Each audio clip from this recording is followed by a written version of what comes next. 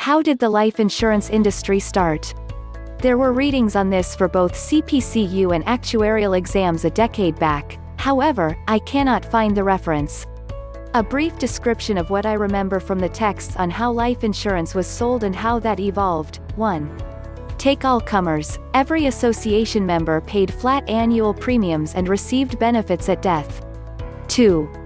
These associations begin essentially borrowing from the future, as the actuarial cost of insurance benefits outweighed the amount of premiums taken in. It became more difficult for older people to join as their cost was clearly greater than the revenue to the association. Resisting social commentary on this. 3. Younger people and healthier people were being recruited into these associations. It didn't take long for them to figure out the math. 4. In the late 1700s, early 1800s, associations in the United Kingdom figured out how to properly charge variable premiums for age and health. Life insurance was available to all again, and the actuarial career path was born. 5. Several twists and turns in product development, term life, annuities, interest-sensitive life insurance, variable universal life, as well as solvency regulation over the last century brings us to the market that we have today. I can let someone else go into this if you're looking for more detail on this era. Almost 4,500 years ago, in the ancient land of Babylonia, traders used to bear risk of the caravan trade by giving loans that had to be later repaid with interest when the goods arrived safely. In 2100 BC, the Code of Hammurabi granted legal status to the practice. That, perhaps, was how insurance made its beginning. Life insurance had its origins in ancient Rome, where citizens formed burial clubs that would meet the funeral expenses of its members as well as help survivors by making some payments. As European civilization progressed, its social institutions and welfare practices also got more and more refined. With the discovery of new lands, sea routes and the consequent growth in trade, medieval guilds took it upon themselves to protect their member traders from loss on account of fire, shipwrecks and the like. Since most of the trade took place by sea, there was also the fear of pirates. So these guilds even offered ransom for members held captive by pirates.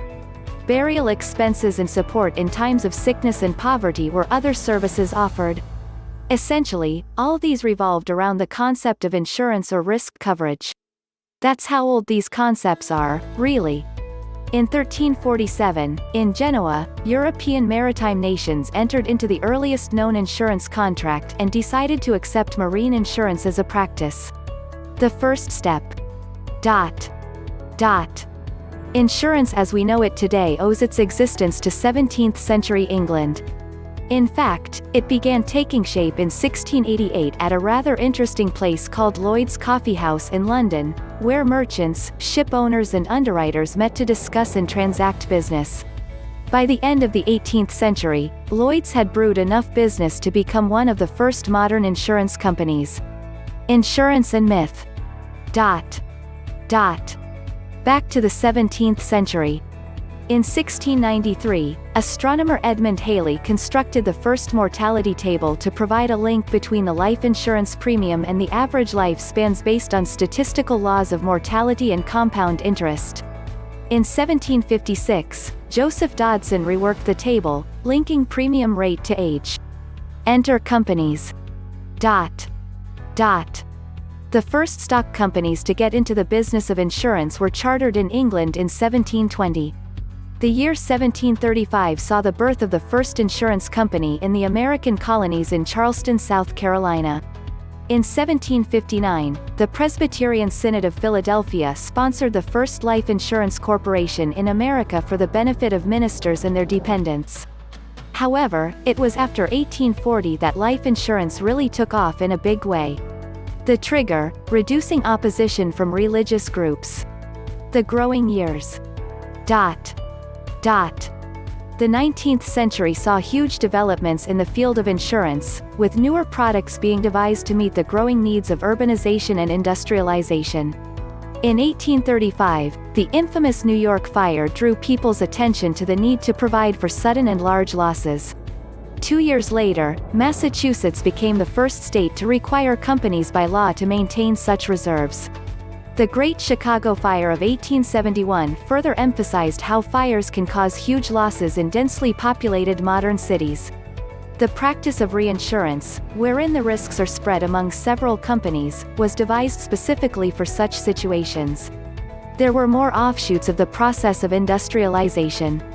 In 1897, the British government passed the Workmen's Compensation Act, which made it mandatory for a company to insure its employees against industrial accidents.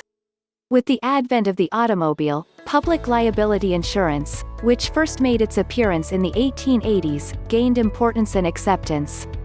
In the 19th century, many societies were founded to ensure the life and health of their members, while fraternal orders provided low-cost, members-only insurance. Even today, such fraternal orders continue to provide insurance coverage to members, as do most labor organizations. Many employers sponsor group insurance policies for their employees, providing not just life insurance, but sickness and accident benefits and old age pensions. Employees contribute a certain percentage of the premium for these policies. In India, insurance in India can be traced back to the Vedas. For instance, Yogakshema, the name of Life Insurance Corporation of India's corporate headquarters, is derived from the Rig Veda. The term suggests that a form of community insurance was prevalent around 1000 BC and practiced by the Aryans. Burial societies of the kind found in ancient Rome were formed in the Buddhist period to help families build houses, protect widows and children. Bombay Mutual Assurance Society, the first Indian life assurance society, was formed in 1870. Other companies like Oriental, Bharat, and Empire of India were also set up in the 1870s. It was during the Swadeshi movement in the early 20th century that insurance witnessed a big boom in India, with several more companies being set up. As these companies grew, the government began to exercise control on them. The Insurance Act was passed in 1912, followed by a detailed and amended Insurance Act of 1938 that looked into investments, expenditure, and management of these companies' funds. By the mid-1950s, there were around 170 insurance companies and 80 provident fund societies in the country's life insurance scene. However, in the absence of regulatory systems, scams and irregularities were almost a way of life at most of these companies. As a result, the government decided to nationalize the life assurance business in India.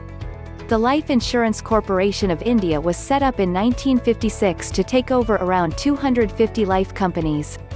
For years thereafter, insurance remained a monopoly of the public sector.